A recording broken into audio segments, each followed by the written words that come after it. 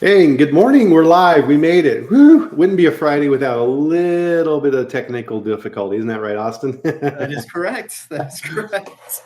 So, good morning, everybody. Welcome. You made it through the week. And if you're watching, this is Food Safety Chat Live, and this is a show we do on LinkedIn and YouTube every Friday at 8 a.m. Mountain Time in chilly, snowy, last I checked, 7-degree Fahrenheit, Colorado, where Austin and I are both located. If you're like Cheryl in the Midwest, I would imagine this is coming your way if it's not there already. So hopefully you're warm. So like most things in this world, technical difficulties are just part of life. So thank you, everybody, for putting up with that and waiting for the chat. And so we are now live. So if you're new to this, right, what you're going to notice is that this is not a presentation. This is not a bunch of PowerPoint slides. This is a discussion around topics that impact us all in the world of quality assurance and food safety for manufacturing. And every week I bring on a special guest, an expert in the area, who comes in to talk about a topic. And one of the things that you'll notice as we've been doing these live streams is that there's generally you can count on one of two categories for these conversations. The first is technical skills, how to audit, these type of things, relative to being a successful quality assurance professional. The other side of that is, in my opinion, Austin, even more important than that is the people side of things and how you actually interact with others and how you get things done. Because you can be the most gifted, the smartest QA person, you know everything, and you've got the codes memorized and everything. But if you're unable to work with other people and get things done with them, you're not going to be successful. Oh, so it's like Tim got his snow this morning, so 6 inches there in Minneapolis. Hey, oh, look at that. Anya. I met her out at in Dubai. Nice. Yeah. So Austin, if you don't follow him on LinkedIn, definitely. And so Austin Welch, look him up. Had a fascinating experience of going out and speaking last week at a conference in Dubai. And so it sounds like that went pretty good, huh? Went great. Yeah. And actually the topic we're going to be talking about today is similar to what the session that we did out in Dubai. So if you missed Dubai, then you're here today. There you go. And so Marcel, good to see you. Ryan, Frank's here this morning. Rocky Ford, Food Safety Consulting. Nice. Coltrane, Wisconsin. Absolutely. And Darshan in Toronto. Welcome. So glad everybody's here. So one of the things that you'll notice with this as well is this is interactive, right? So ask us questions. We'll work the questions into the conversation. And I'm guessing on today's topic, there's going to be a lot of questions. So fire away. We're happy to answer those. That's why we're here. Also, what's kind of cool on this too is you'll notice that if you're new to this, we've built a really cool community here of people who are able to attend and invest in this hour on building skills and getting better at what you do. So get to know the people you're in the chat with and join in the conversation because we love it. So today is it's interesting, isn't it? It's I almost jumped into the topic. Everybody, join us. Very good, very good. What are you drinking today, Austin? Today it's coffee, but I've moved to half calf, half decaf because I've been realizing I'm a little too amped up by lunchtime.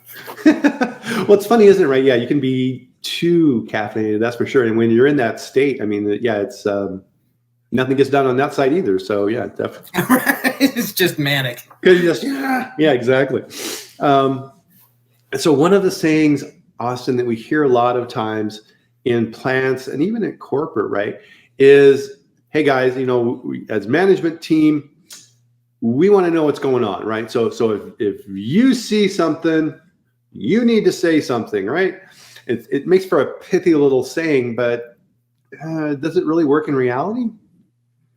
Right. And I mean, and that's the overarching kind of theme of what I was hoping to talk about today. And it's a topic that I've been fascinated with for a long time, going back before I was even in the food industry, when I was designing anti-harassment trainings for companies. We were always looking at the soft skill aspect of anti-harassment, not just the compliance aspect, but like how do we actually shift behavior? And that was something that we really started looking into was, creating these cultures or the environments of bystanders. So as opposed to trying to specifically target and prevent harassment, which is very hard to do because there's a very small percentage of people who actually engage in that behavior, but there's a much larger group of people who don't, who can witness it and say something about it, step in and be an active bystander. And so that same research really kind of applies within what we're talking about right now, which is when we're looking at health and safety and quality, to see something, say something, create those bystanders who will do that. The issue is that simply being told, if you see something, say something, rarely translates into a new behavior.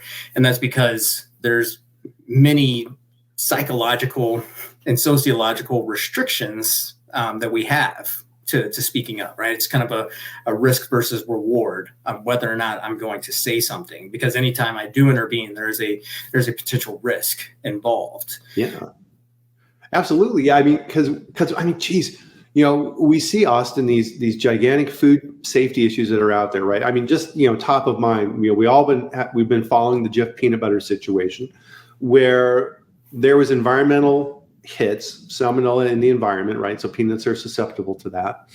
They were going on for a decade, and they couldn't get it out of the plant.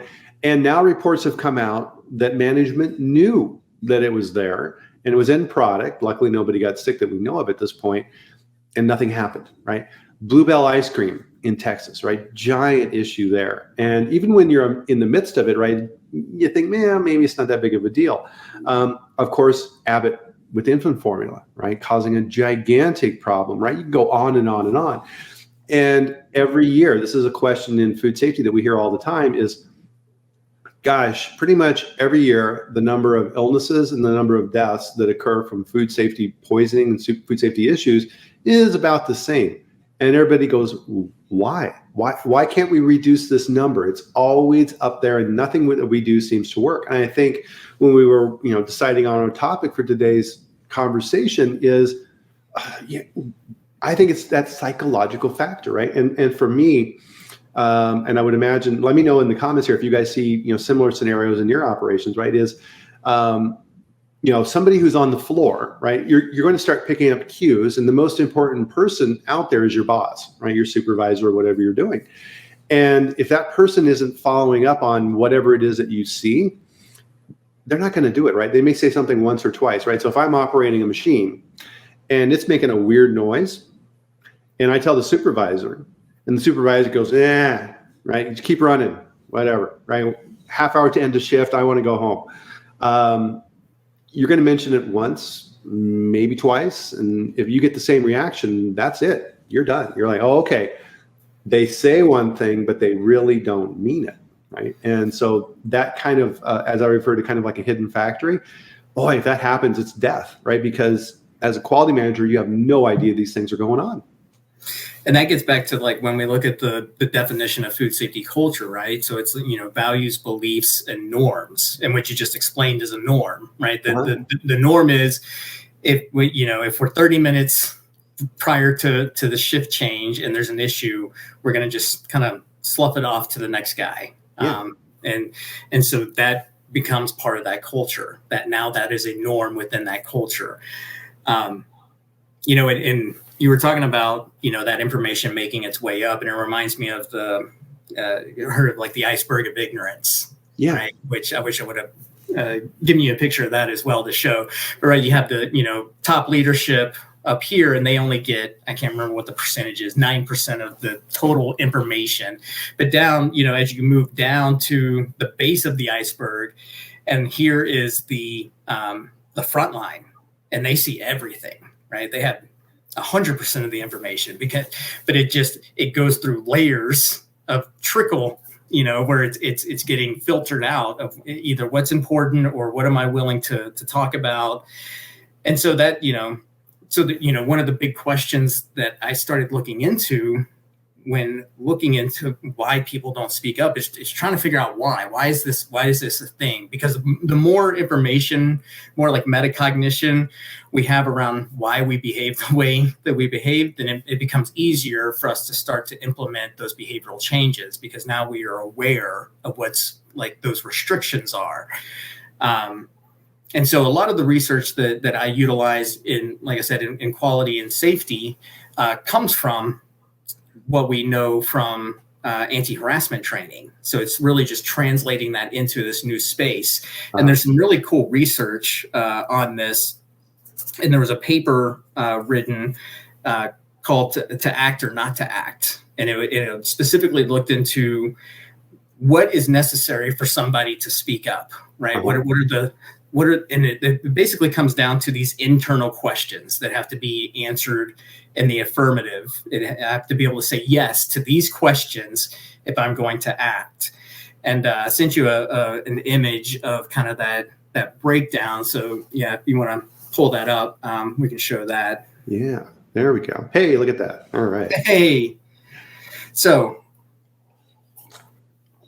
the first question that we all ask ourselves when we see something that seems off or not right or hazardous or risky or anything like that, the first internal question is, does the situation require action, right? Do I understand what I'm seeing here? Do I understand the context? Do I have the capability, right? Am I knowledgeable enough to be able to, assess that this is an actual issue?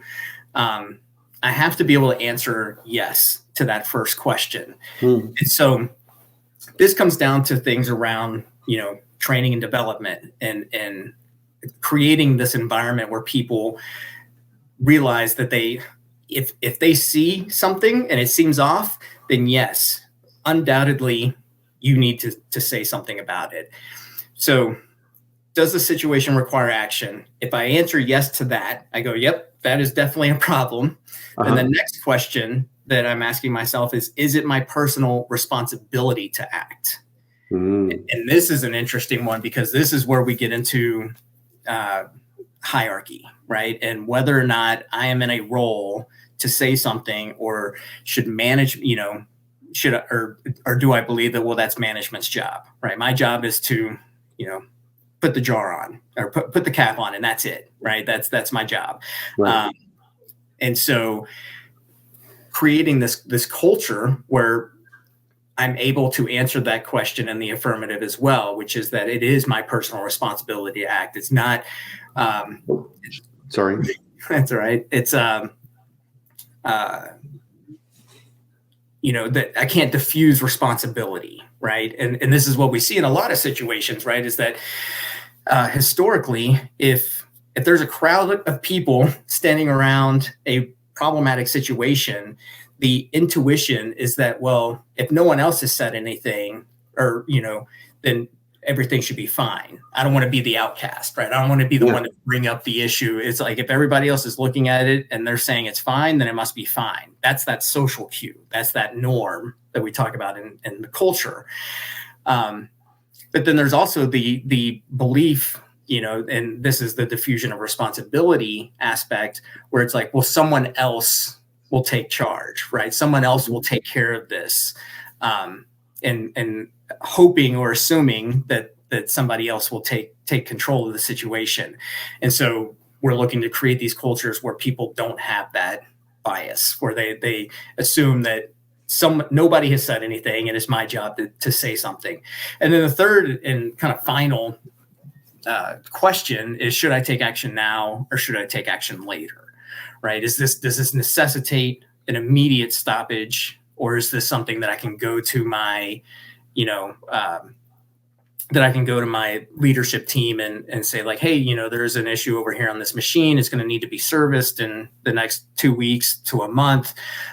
So kind of qualifying the severity of the issue. And so those are so it's a very simple framework, but for me, when I saw this the first time, it was like a massive light bulb going on, because I was like, oh, okay. Because I realized that I do this whenever I see something. Yeah. And so starting to look at the world and assess my own behavior and my own bias and my own cognitive shortcuts that I take, that we all do, and starting to go through this step, right? does it require action? Is it my personal responsibility to act? And should I do something now or later? And this is so this is like a great framework to really start to build that bystander model. So does all that make sense? And is there any? Yeah, and so what I was kind of going through in my head as we're talking about this applies. I mean, so our specific conversation relative to food manufacturing and food safety, absolutely, but life, right? So, for example, you're driving down the road and you see a car wreck, right? Yep, that is exactly it. The first thing in your head is, oh my goodness, how awful, right? And you start looking at it and you start in your mind assessing how serious was it? Is this a fender bender? Are people walking around? Are they okay? Should I intervene, right? And you're trying to figure that piece out. And if it looks like a really bad wreck, the first thing you're looking for is, oh my goodness, is the ambulance here? Do I, and then you're going through that decision-making process of, okay, do I stop? Yes or no? And then if you stop, then your mind is already going to that next step of, okay, are people going to require assistance? Gosh, I haven't had CPR training in a long time. Yeah. Am I going to be okay? Do I have a first aid kit in my car, right? All these things start going through your mind. You're like, am I prepared? Does this require action? And what's kind of interesting about this too is one of the things I've always enjoyed, learning more about as well, and this applies in this area too, Austin, is philosophy, right? Because as human beings, we are constantly going through three questions in our mind, and it really applies to this as well, right? Is what is it?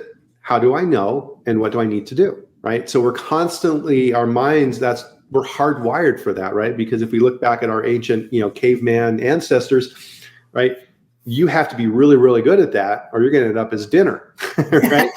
Right. What is it? Yeah. What is that? Oh, it's a tiger. Well, how do I know? I've seen those guys before. They're dangerous. Okay, great. What do? I get the heck out of here, right? And figuring those things out is super important. And does the situation require action? I think this gets back to what Felix is talking about here in the comments, which is great comments, is if you have it in your head and you've been taught that your job is to run a machine. Right? That's the way I run the machine. No, your job is to make safe, wholesome food for people, right? Yep. And you need to open up that context. And then that personal responsibility to act becomes something that you can link up to. But if in your mind is, my job is to run this machine, and my job is to run this machine for the entire shift, and that's success, and I'm rewarded for that. If you deviate from that, now you're getting into that second one. Oh my goodness, right? If I do act, there's going to be repercussions, right? My boss is going to be mad. And nothing matters more than my supervisor. Yeah, and so this kind of leads into the next aspect, which is, well, how do we create the environment where people are able to answer these questions in the affirmative, where they're able to say, does the situation require action? I'm able to answer yes. And is it my personal responsibility to act? And I'm able to answer yes. And what's interesting about this doesn't just apply to frontline, right? I mean, middle management has these same issues. Top level management, because you're always answering to somebody. There's always going to be somebody else that you have to answer to for your decisions.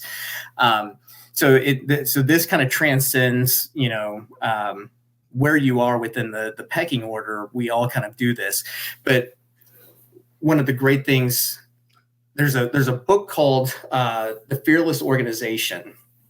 And it was written by Amy Edmondson, and she's been doing research on this topic of psychological safety for the past, 20, 30 years now.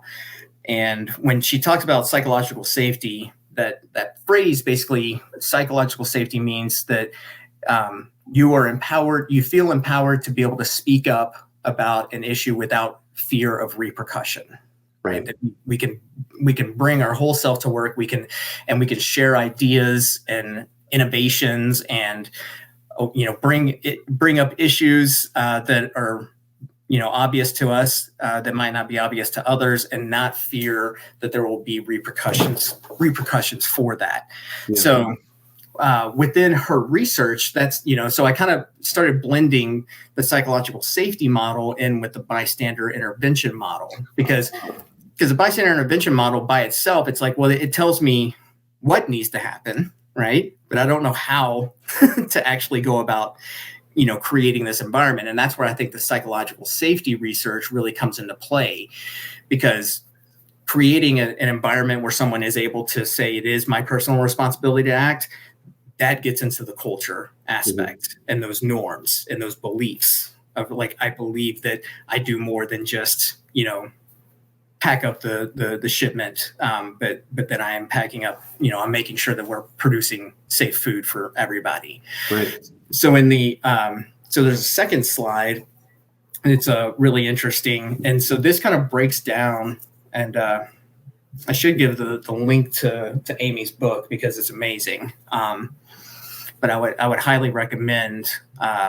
it's called The Fearless Organization by Amy Edmondson. And it's fascinating stuff. She does a lot of research also within the healthcare field because we see a lot of issues. Hierarchy is very important within the healthcare field. And so once again, you have your frontline, a lot of the nurses who identify issues, but then it's like, well, am I going to bring it up to the doctor or the surgeon or anything like that? Yeah. Are we in an environment where I'm safe to do that? What was the name of the book again? Here, I'll pull it up and put the link in. The Fearless Organization.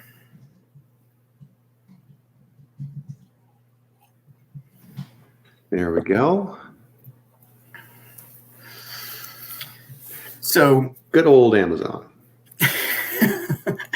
So this is a picture from her book where she kind of like after she sets everything up and explains what psychological safety is, she provides a lot of case studies, but then she talks about, well, here is what the leader's toolkit for building psychological safety.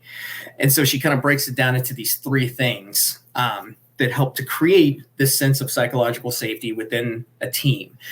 And so the first category, right, she calls it setting the stage. So frame the work, right? Set expectations about failure, uncertainty, and interdependence to clarify the need for voice and emphasize purpose. So identify what's at stake, why it matters, and for whom. Completely translates to food safety, right? Yeah. So when we talk about setting expectations, it's setting the expectation of what your job entails, right? That your job is not just this one thing. And so we do this a lot with the work we do at Sage Media, right? I'm creating a training program around the importance of food safety for, VP level and up. And these are people in HR, finance, mergers and acquisition. These are not people who typically think of food safety on a day-to-day basis because their structure is built upon, how many companies did I buy this quarter, or what was I able to do on the P&L, or how many people did I recruit? So part of the training that we do around this topic of food safety culture is to frame the work, right? Yeah. The only reason we are buying more companies and mergers and acquisitions is because we want to grow and be able to produce more safe food for people. The reason that we are hiring more people is because we need to ensure the safety of our food. So framing the work, not just in that departmental aspect, but in the larger goal of the company. Mm-hmm. So really, so earlier we were talking about a line worker, right? And setting up the proper foundation for that, and, getting rid of the, it's not my job. And really you just described it's not my job at a higher level, right? Mm-hmm. So the head of procurement is saying, food safety, that's not my job. Let those guys worry about it. Exactly. And set expectations about failure. And this is something that you've talked about in the past, right? Which is, if you set a zero tolerance for pathogens and you create a incentivized system to not find anything, then you're not going to find anything. But if you set expectations about failure and say that, like, hey, like finding those issues it's not a failure. That's a win because we found it. Right. And so I always talk about these slight shifts in thinking, right? It's not a radical shift. It's just like, oh, we're going to look at it from a different angle now. And then getting back into, the emphasizing purpose, identify what's at stake. And I think a lot of companies already do this really well. Mm-hmm. They identify what's at stake and be able to, they're trying to convey the importance of food safety, but create those, emotional messages to really kind of drive it home of what is truly at stake here. It's not just a recall because, they cost us money, but we're looking at, long-term illness issues, how that affects families, how a death would affect a family forever. Yeah. So really setting up what's at stake there. Huh.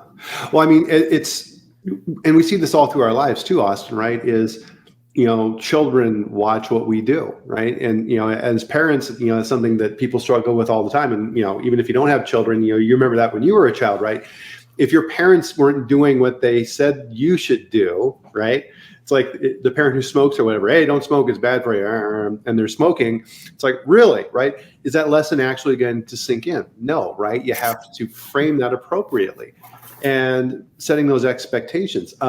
Part of it too, right, is a really good way to look at knowledge gaps and things in your life is there's kind of two different views on this. Is people will go, oh God, I'm so stupid, I don't know that.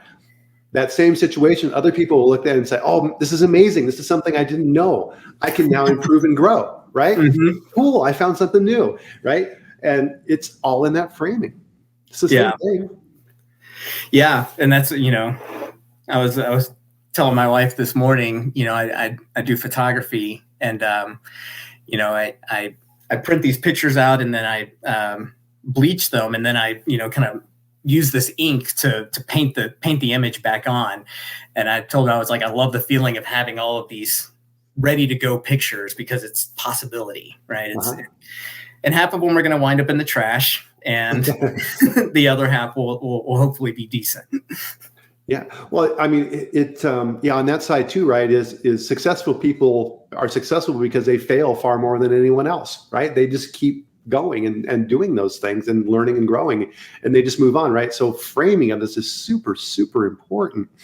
And one of the things I would always do, and I've mentioned this on here before as well, right, is setting up that frame of, and what I would say to people in my responsibility and others as well, is that if you're not comfortable taking this food right off the line and going home and giving it to your grandchildren without a second thought, we're doing something wrong, right? And if that's the case, I need to know, right? And that was a variant of kind of what we're talking about here, right? And I didn't even know it. Yeah. Yeah, and I see a question from Felix. Is needing to ask if it is my responsibility to act counterproductive to this discussion? No, that's exactly what we're talking about. Yeah. That's so we want people to be able to say that it is my responsibility to act. Right. That's the culture, the environment that we're hopefully creating. But then, with the second column or category, right, is the inviting participation. So demonstrate situational humility. And this is a big one, right? If I'm a leader who always has all the right answers and knows everything, right? In what way would you feel empowered to bring something to me? Bring up, because I already know everything. Yeah. And, so part of that leading by example in the leadership role, and we're all in leadership roles of some sort. And, it doesn't matter where we really fall in the pecking order. There's usually some form of leadership that we have.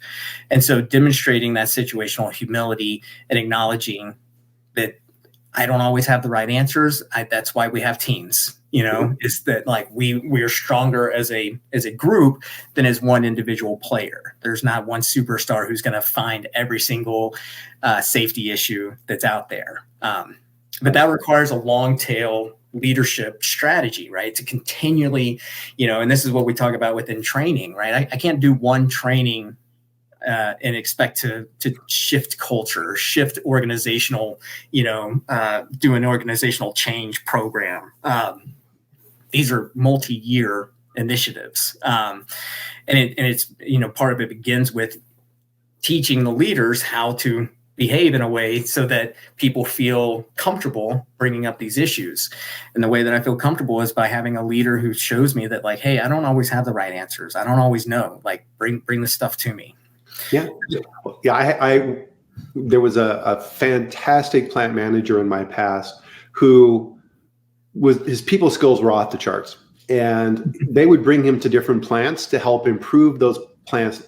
And what was interesting was he would work on the people side of things first, and then the production improvement would naturally follow. Mm-hmm. And I was in his office one time, and a supervisor came in the office, panicked, and says, "Oh, Don, we have a huge problem." And he sits back, keeps a calm demeanor, and says, "Okay, well, tell me about that." And the supervisor explains the situation, and he's speaking a million miles an hour, right? Everything's going to blow up, really. And it's like, okay. And by the time he finished his story, I knew what to do, and Don knew what to do. But what he did stuck with me. He said, that's a big issue. What do you recommend we do? And the supervisor said, I think we should do this. And Don said, "You're absolutely right, 100%. Go do that, please." And that empowerment was amazing, right? And so he was pushing responsibility down and empowering his team to make those decisions, right? Conversely, right, if you're one of those people, and I think there's, that's kind of an Achilles heel in the quality area, right, is we want to hold on to everything. And if you do that, you're setting yourself up for failure, right? Because you're not teaching your team and you're not sharing those values. And it's just absolutely destructive, right? You have to show that even if you know it, that you're willing to demonstrate. And I love that word humility in that second line there, right? Uh-huh. Is deferring and saying, what do you think we should do? Because conversely, the other side of this is you're teaching people that they can bring their problems to you and it becomes your problem. Right. And some people would say, okay, sweet, I don't have to worry about that now. Right. And they just, they wash their hands of it and they go back to what they were doing because now you've taken their problem. Right. Which is very destructive. Yeah. Well, and what you were just talking about with that one leader kind of directly falls into this next thing, practice inquiry. Right. So ask good questions and model intense listening. So that's exactly what he did. He was like, what do you think should happen? And then so he asked the question. But then he listened to the solution that the supervisor had before saying, yes, go forth and do that. So he modeled that intense listening process and was like, yep, you got it. Go forth and do good.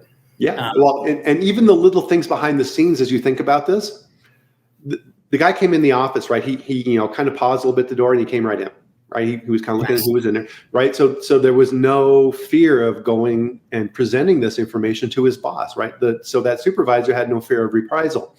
If Don had handled it differently and was a bad leader, he would have immediately turned around and said, well, why'd you let that happen? And started attacking him, right? Right. And then that supervisor would have figured out pretty quickly, oh crap, that was no fun. I'm like, and then that information flow would have stopped really fast. Right. And so once again, this guy's perfectly lines up the next step, which is the setup structures and processes. So, creating forums for input, having that, like truly having that open door policy. Like a lot of people say that they have an open door policy, but I mean, is that always true? No. And it goes back to like, it's easy to say I have an open door policy. It's easy to say, if you see something, say something, right? That's not what leadership does. We don't just say pithy things and then hope for the best. Like we have to create the environment in which that actually is a reality, that I actually have an open door policy and that you're more than welcome to come in and bring me any issue. And so creating those forums for input, whether it is the open door policy, a anonymous, information box, we're seeing more and more companies doing that. Because, when these things don't happen, when we don't have these conversations, then it turns into a whistleblower situation, which at that point it's like all systems failed. And now someone, it was so egregious that someone needed to blow the whistle on it. And that's what we're really trying to prevent. We don't want to get to that point. Yeah, exactly. And there have been situations in the past, right, where if you're a frustrated quality manager and things aren't getting done and you see serious problems, a lot of times what they'll resort to is during an audit, they'll pull the auditor aside and say, it'd be really good if you find this. Oh, that's brutal. Yeah. Yeah. And yes, and providing guidelines for discussion, like, don't rely on the people on the people to figure out how to create these forums of discussion. Like actually create that for them. So we're seeing with a lot of companies, they're using Slack channels now to create these group forums. We see a lot of like toolbox meetings, which is great, right? So it's like it's the daily kickoff or the weekly meeting where everybody has a chance to come together and kind of voice any particular concerns that they might have. So finding ways to create those environments where discussion is just inherent within it, so that it doesn't have to be this like big to do. If I want to bring up something, it's like, well, I bring it up in the meeting, right? Because the meeting's already there, it's already in place, we're ready to go. So how do we make it as easy as possible for them to be able to, like, it's going back to those questions, right? Does it require action? Am I the person to take said action? Yeah. So, and then what that accomplishes, and it says down at that bottom line there, what it accomplishes is confidence that voice is welcome. Yeah. Right. Because if we can't create that confidence within the employee, then they're not gonna speak up. Yeah, exactly. Yeah. So as Dean says here, fear. Yeah, fear. And part of this too, right, is, and this is why these things are so nuanced, right? And to kind of the comments that Felix is making here as well too, this is not a checklist, right? You don't have a food safety culture audit checklist that you pass or fail. It's going to be different for every company. And also remember too that people are different. You have introverts and extroverts and things like this, right? So if you have this giant meeting where you bring everybody in and say, all right, we want your feedback, right? The extroverted people may speak up and talk, but there's going to be people in the back like me, right? I'm an introverted person. Odds of me speaking up in that meeting, probably not going to happen. Plus, I like to bring in information and process it and then talk later. So as a leader, you need to pick up on those cues, right? So if you see me in the back and I'm kind of going, right? And that means you need to circle back with me later and say, hey, Bryan, I saw you in the back there. You look like you had some other thoughts. What were you thinking? Actually, yeah, I did. Let's and you have to create, right? It gets back to what they're talking about here with creating those safe environments to feel that there's no repercussions. And I know in my past, and it's funny when you look at these things too, Austin, you recognize in the past those situations where you should have spoke up and you didn't, right? And people feel guilty about that. And it's a horrible feeling. Yeah. And in my mind, so we used to do like product cuttings at a company I was at, right? So we would bring out this big spread of all these different awesome cheeses we made and all these bries and all these things. And the CEO of the company would come to these. And then he would declare what was good and what was bad. And I never said anything. It drove me nuts. Because he's not the arbiter, right? The consumer decides what's the good cheese or not the CEO. He has no qualifications in that area. And I would just kind of go, right? Because in my mind, right, there was a psychological risk to that, right? If I had called him out, he probably wouldn't have liked it. And my career in my mind was now at risk, right? It's like, oh, geez, if I say something, he's going to get mad and, he's going to get me after right. that. Is that true or not? Who knows? That doesn't matter, right? The only point that matters is I thought it was true and I didn't speak up. Right. And then obviously the CEO or the leadership didn't create that environment where you felt that you could comfortably go to the CEO and bring up, a potential objection without this being reprimanded. I mean, oh my gosh, we're seeing it. I mean, the fascinating Twitter saga, right now, and what's going on there. That, I mean, wow, that's an amazing case study in psychological safety and creating an environment where people can speak up. Yeah. I think it's interesting, isn't it, as we analyze it, right? So people at Twitter who thought they were free to say things found out rather rudely that they weren't. Right. In the new environment. But there's a great question here from Felix. And he says, the question remains as to what in reality hinders or negatively disrupts the persistence of this ideal culture, even when it has been engineered and communicated throughout the organization. The answer is that human beings are fallible, weird, take cognitive shortcuts. We're biased. We're opinionated. We lack motivation in some areas. We're highly motivated in others. It comes down to people are an imperfect science. And that's because we can engineer and communicate the stuff, but the complexity comes down to people. And that's why I'm fascinated with food safety culture and trying to figure out these very complex elements around values, beliefs, and norms. Right. Because I can tell you what the norm should be, but there's what the norm actually is. And then how do we find out why is that happening? And it's, and rarely does it lead to a very logical conclusion. Yeah. Right. You don't know the context, right? So let's say that you come into a company and you want to institute, a change in culture and start implementing some of the things that we're talking about today around food safety culture. And let's say the company did this in the past and failed miserably, right? You're being judged by that standard that you don't even know about, right? So everybody is sitting in the back of the hall or whatever, thinking, "Oh yeah, right." And all right, here's the flavor of the month, right? Mm-hmm. We've all heard this before, and you have to number one know about that, right? So somebody's got to let you know, and then you're going to have to fight through it through demonstration, right? And showing people that you're actually applying what you're saying and that it's just not words. Right. And so that's, and that's what I talk about. Like, I could do an hour-long training on psychological safety, but it's not gonna really move the needle, right? Yeah. That's the cost of entry into creating these new organizational norms. Yeah.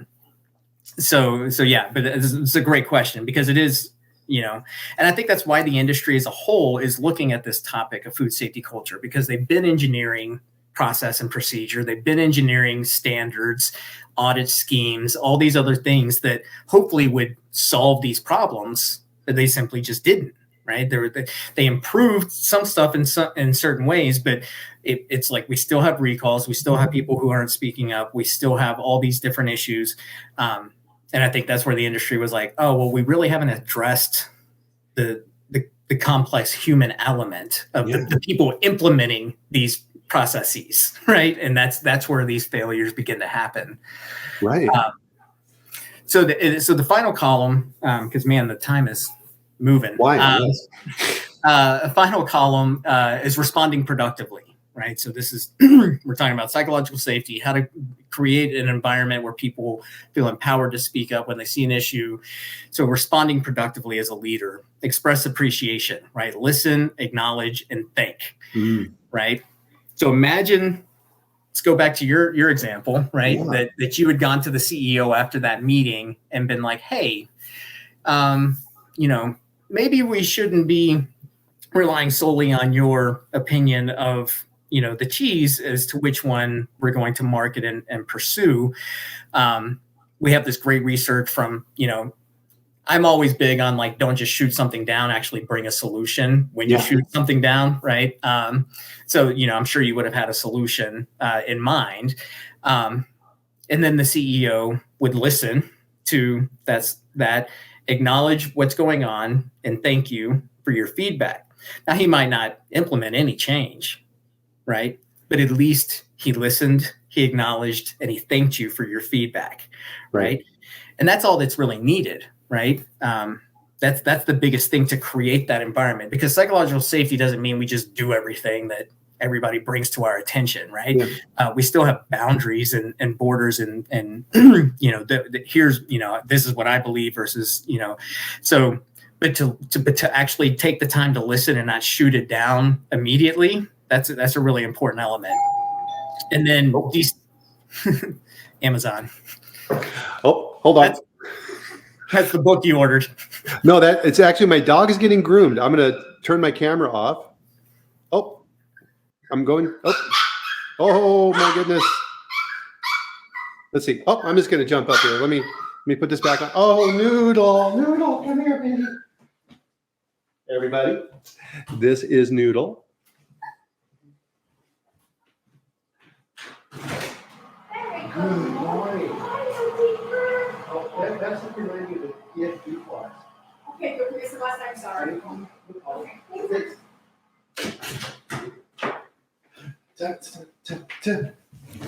Everybody like my shorts? Man, the Zoom call outfit. Absolutely. All right, let's see if I can bring back up the graphic here. Oh, full screen. There we go. And let's try and do that. There we go. Cool. So yeah, oh my goodness. Yeah. That is the cutest dog, man. Like a little Ewok. That he is.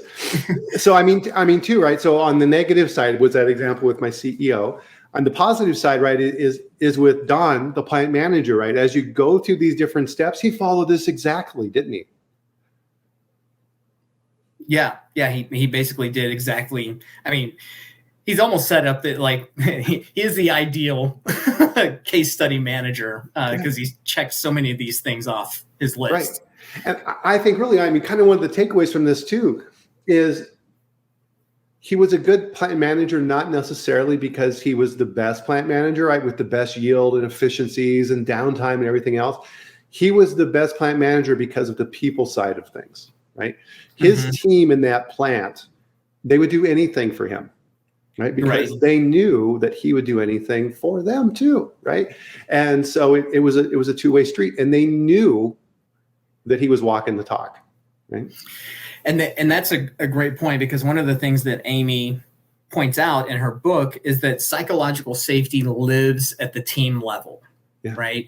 So like, the CEO cannot be strictly required or responsible for developing psychological safety. So you think of like your platoon leader, right? Like if I trust my platoon leader, then I will go out and do my best work. But like what the 3-star general thinks, like that's so disconnected from me, right? If I'm infantry. And so, so this psychological safety really lives at this team level of like, really no more than 10 people. And so focusing on those leaders, each one of them doing their part within their individual team, starts to build that psychological safety. So then also, I mean, there's a whole other topic of conversation, but when we talk about silos within organizations and, it's like, well, I have a really great team over here in marketing, but when I go to ops, like they shoot everything down or they don't want to hear our ideas or whatever. And so it's important, once again, when we talk about the organizational culture, going back to GFSI definition, right? In and throughout the organization. So we've got this is something that has to spread throughout every department, because when these two departments come together, we want to make sure that they have the same norms of behavior and interaction and psychological safety, so that they can share these ideas and collaborate. I love that. I want to stop you there at that point, because my mind is racing on that. That was an extremely important point, right? So the piece where I was talking about the line worker, right? My job is not to run the machine. My job is to make safe, wholesome food that people will eat and enjoy, right? Now, if you translate that message to the organization, I work in procurement. It's the same message. My job is not to buy the cheapest crap I can find and get my bonus at the end of the year. My job is to buy the things that we need to prepare safe, wholesome food for people, right? That's a complete, right? And pushing that out, to your point, Austin, that's food safety culture. Right? Yes. That's exactly it. And so that's the shift, is that that's the first priority above everything else. And then, you talked about this, and we talked about it earlier, right? The final thing in this column of responding productively is to destigmatize failure, right? Because like I said, if I bring an issue to you and am shunned for it, or it's like, why didn't you find this earlier? Or like, what's wrong with you? Or, if there's specific punishments as opposed to an appreciation for, hey, thanks for bringing this to our attention. If you hadn't, who knows how long this would have sat there. The fact is that we did find it. And so destigmatizing that failure so that people aren't intimidated to bring failures to light. Yeah. And then through destigmatizing failure, offering them help, right? Because a lot of times we hear that people complain that, well, leadership isn't providing me the necessary assistance or the necessary help that I need to make this thing work properly or to be safe.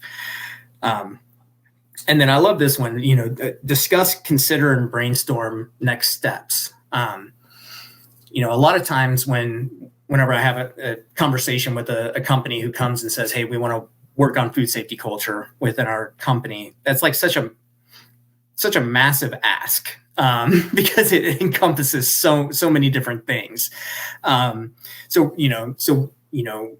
We usually go through like a day-long consulting session to like really identify specifically what is the need within your organization, within your culture, and brainstorming those specific problems, what's worked in the past, what hasn't worked in the past, looking at the overall overarching belief system within it, and like really like just taking a beat and saying, okay, what are we facing here? Because so much is just kind of knee-jerk reaction.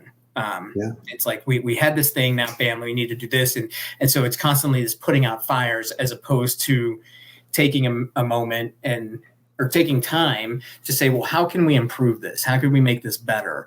And then creating that list. And this is something that we did out in Dubai as part of our workshop. And because this is a skill that I think as we get older, it gets harder and harder to think creatively, right? Because we become very fixated and like, this is my knowledge. It's like you think about like a PhD, right? Like someone who has a PhD, they are hyper specific piece of knowledge within a niche within a niche within a niche, right? And so it becomes harder to see things outside of that worldview that you have. So I think flexing that muscle consistently with the team and creating that environment where you can brainstorm, throw out bad ideas and not have any judgment over them. It's like, let's just get it all out, because who knows what will come out of this and how we can improve our process. Right. Well, and part of this too, right, is and especially at the senior level, right, as you're kind of looking at this process and figuring out how can we implement these type of actions that we're learning here today, is some people are harder to convince than others, or some people might even think that this isn't a good use of time, right? We're here to work, and this is all a bunch of fluffy, right? And there may be a senior leader who directly or unconsciously, they don't even realize that they're doing it, are sabotaging this, right? Because it's just as simple, right, as I have an open door policy, come to my office anytime, right? And if you come in my office, Austin, and the first thing you see is me go like this, right? Done. It's done, right? And then you're sitting in the office going, gosh, why is everybody not doing this, right? And behind the scenes they're saying, it's because of you, right? and we have these blind spots. We don't even necessarily know, right, that we're doing these things. And it may be that I'm not even thinking about what you were actually talking about when it came in the office. Let's just say I got a call and I just found out my teenage son got in a car wreck. Right. And, he goobered up the company, the family car. And I'm thinking about, the punishment that's going to be appropriate when I get home. Right. And that's what I'm thinking about. Right. And so, and this gets back to what you were talking about earlier, right? And what Felix was talking about, and that's why this is so challenging, right? Is we're not dealing with systems and procedures. We're dealing with people. Right. And everybody is unique, and you need to take that into account. And that's why I really like this frame. Right. And it's interesting for me. Everything comes back to plan, do, check, act. Right. It's that basic building block of quality. And I'm always amazed how many different places it applies. That's kind of what we're talking about here. Right. Is you put together a plan, you execute that plan, you check to see if that plan is working correctly. And if it's not, you course correct or you modify that plan and you start over. Right. This is the conversation you're having with people. Exactly. Yeah. And so, if you want to go back to the first slide, since we're kind of getting close to the wrap up, I want to try to pull this all together. So basically everything that we just covered is the toolkit to help people answer these questions in the affirmative, right? How do we create the culture where people feel empowered and psychologically safe enough to speak up whenever they see a particular issue?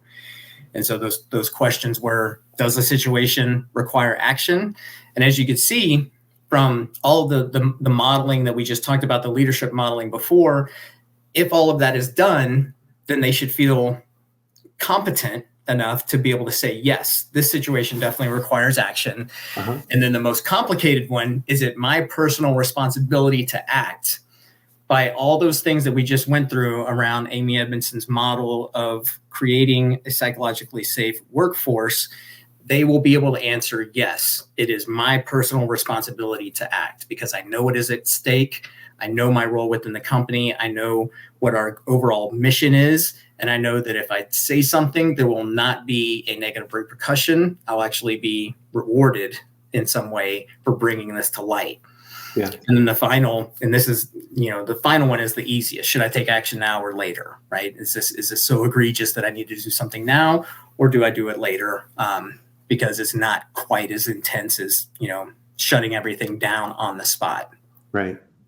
Well, and the thing is too, right, is the other side of this pendulum, right, where people overreact to things doesn't happen, right? That's something that we're not wired to do.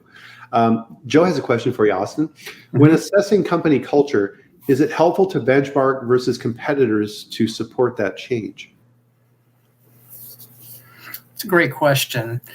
So there's a lot of, I'll give you my gut reaction. My gut reaction is no.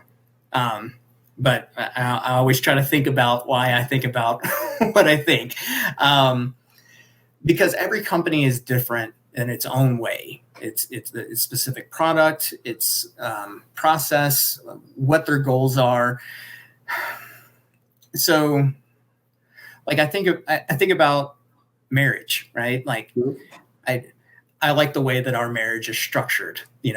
Christina and myself. I could look at other married couples and be like, well, that's good or that's bad, or I want to borrow that thing, or that, I definitely don't want to do that. So there's learning opportunities through other cultures, but it's hard to compare two companies exactly, right? It's not always apples and apples. Right. But I think there's a lot of learning that can come from seeing where other companies are having struggles and where they're really excelling. Yeah. Well, it's kind of like, even if you have within the same company, two plants that are making the same products and have pretty much the same equipment, the end product is going to be different, right? It always happens. It's a unique thing. And even within particular market segments for companies, right? A French food company is going to manage these questions very differently than an American food company, right? You have a different cultural bias coming in of how the people in that culture react to those type of things. Now imagine a company with blended, right? So you've got some French people and Italians and Spanish and Americans or whatever working in the company. Now the complexity just went up. Yeah. Geometrically. And this is where we even get into like culture from plant to plant, culture from country to country. Look at the case study of Walmart going into Germany, and like they made it for about 8 or 9 years, and then finally had to pull out. There was a cultural clash there. So even though it was the Walmart culture, that didn't completely align with the German culture. And so there's just so many variables at play. Yeah. So I would say, like Joe, like it's worthwhile to look at and measure, look at what other companies are doing, but I wouldn't utilize that as the high water mark, because every company is individual and unique in its own way. So you got to find like what fits for you. Exactly. And back to our earlier example, we're seeing real world playing out in front of our eyes with Twitter, right? So Elon's idea of what the culture should be versus the company's idea of what it was.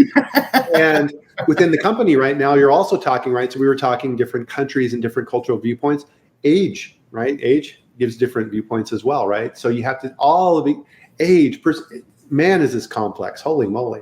Yeah. So Felix has a good point here. And wow, we're out of time here. We need to wrap this up. Yeah. So Bryan and Austin, a white paper does not and will not do this for any organization. Agree. This culture thing is also more complex than the general tendency to set aside inevitable variables. Need to pay attention to all these, and at play cannot be overemphasized. Yep. So good comments there. Relative to that, right? Yeah. So is this something that you're going to fix overnight? No, right? This is why we all struggle with this, right? Is part of this, and this is where the technical side of our brain takes over, right? Is, all right, we'll write a food safety procedure. Ain't going to happen. Ain't going to happen, right? You need to implement these type of things, and you need to talk about it with other people, right? Which is why with the group I put together on locals is you need to be able to, pull different tools depending on what situation you're in, and figuring these things out of what is correct to apply to you, because you have all these variables that you have in place that may be right for you, may not be right for you. Fascinating. Any closing comments, Austin, or anything you'd like to leave people with? No, I would say if you found some value in this, I would definitely check out Amy's book. There's a lot of great stuff in it. And if you have any questions about this, I love chatting about it. So feel free to send me an email. It's austin@sage.media. Yep, absolutely. And I think too, right, this is kind of overlays with what we were talking about with blind spots, right? Having people who can come into your organization and give that outside perspective, immensely valuable, right? Because there's no fear of repercussion, right? If someone hires you, Austin, to come in and evaluate their culture, that's your task and that's the assignment and that's what you're charged with doing. And you can hit them between the eyes and say, here's what I'm seeing that you probably don't see. And that's not their fault. It's just, we all have our blind spots. So it's great to find companies who are open to that that feedback, because that's usually what exactly happens. Yeah. I mean, the first step to solving a problem is admitting you have one, right? That old saying. So great way to end. Everybody, thank you very much. And we love these chats and the community we're building here, right? This is culture too, right? What we're doing here, right? Sharing and learning and growing and identifying these things. And again, right, part of what I always look at when I attend a course or go to a conference or something like that, if I'm able to bring one thing out of that and bring it back and execute against that, that's a success, right? So if you can look at things that way, that's the best way to do it, because you just can't say, okay, Monday I'm going to have food safety culture. Never, ever, ever going to happen, right? Right. And you're going to crash and burn like nobody's business. So little steps, work with other people, join groups like locals and shows like this so that we can help each other out. So with that, we'll close on today. I'd love to keep going on this, but we have to close. We'll see you back here next week, hopefully not snowy. And yes, we will have a food safety chat the day after Thanksgiving. So if you're digesting your turkey and you're recovering from all the football games and everything else, join us, right? Learn a little bit about food safety and culture and all these fascinating things that we talk about. And again, thank you for being here. I really appreciate it. I know Austin does as well. So everybody, enjoy your weekend. I got a little bit of extra snow scooping out there, and Noodle will be nice and pretty. And believe it or not, he doesn't care. He doesn't care about the snow, which is amazing, right? A little guy like that, he doesn't even care. So awesome. Excellent. Have a good weekend. Thanks. Have a great one. Thank you again, everybody. And we'll see you back here next week. Awesome.